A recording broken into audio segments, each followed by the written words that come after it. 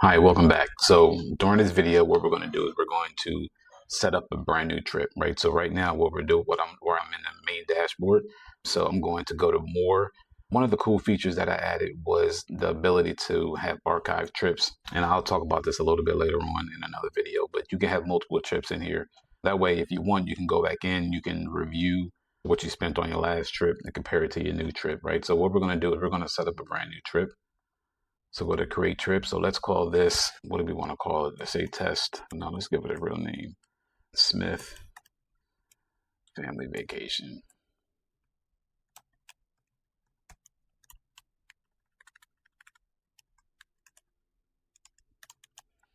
All right, so we'll do the start date for this trip being, let's say, August 31st through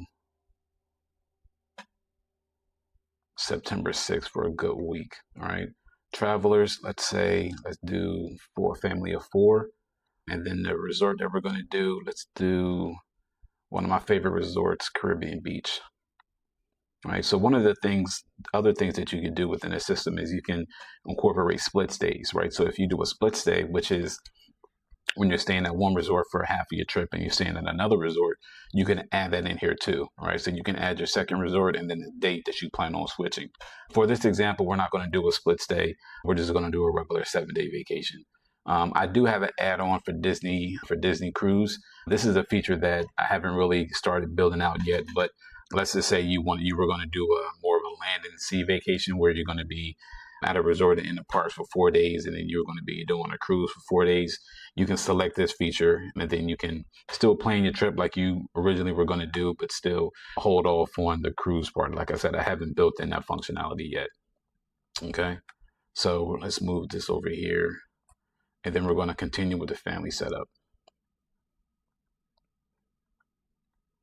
Okay, so right now we're in the resort and hotels. So let's assume we're going to spend $3,500 on that.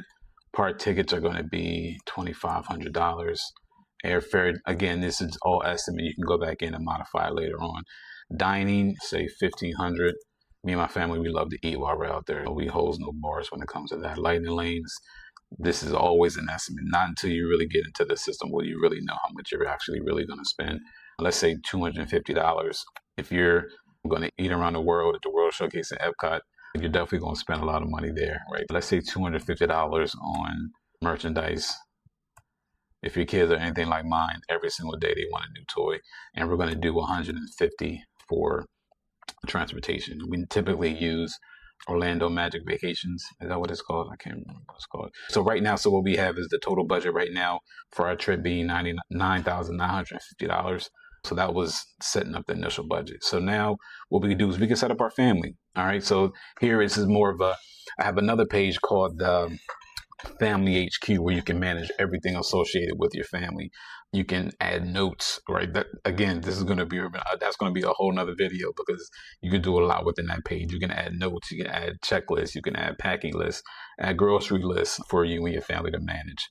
So let's say dad for this example. Of course, when you're recording a video, your spelling's always off. All right, so let's add dad there. We can add mom. And you can say mom loves thrill rides, so that'll be a note for her. She's a thrill rider. Let's say son. And then sister. Sister. There we go. So family of 4. All right, so here we go.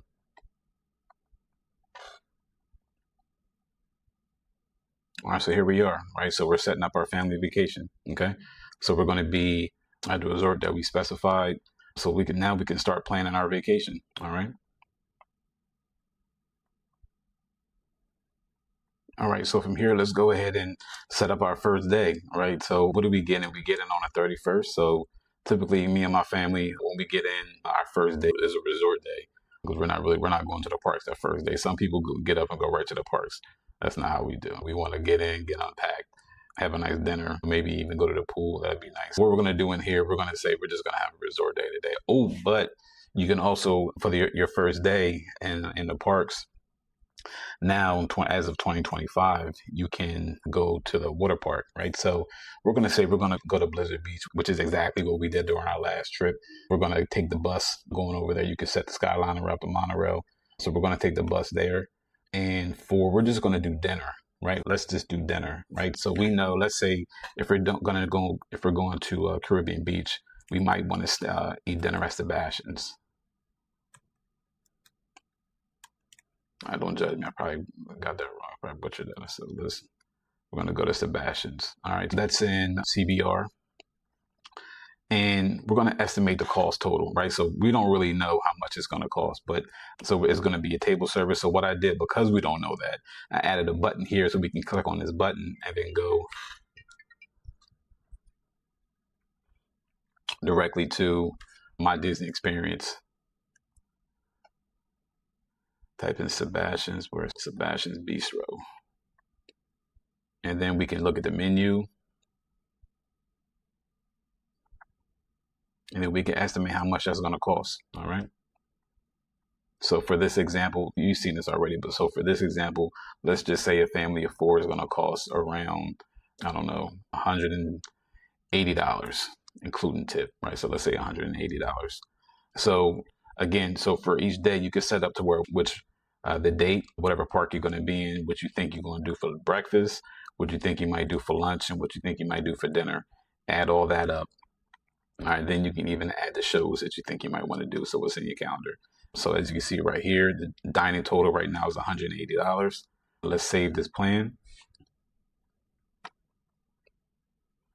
All right, so we have this plan saved right here. All right, so you can basically have a plan set up for each day of your trip, and you can see exactly how much that meal is going to cost. So let's say, for example, you had 3 meals, right? And the total for the 3 meals is $550. You can see exactly how much that's going to cost per day. So you can typically get an idea of what that would be like if you're going to be there for 7 days, plan out all of your meals. And again, they're all estimates, right? Are you going to spend exactly what you think you might get? You don't know. But again, it'll give you a heads up or an idea how much you think you might want to spend during your trip. That way you're not caught off guard when you get your credit card bill at the end of the month.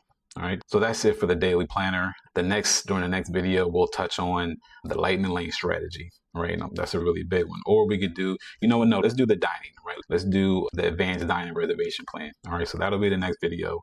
But again, my name is Khalid. Thanks a lot for joining me through this video, and looking forward to seeing you again.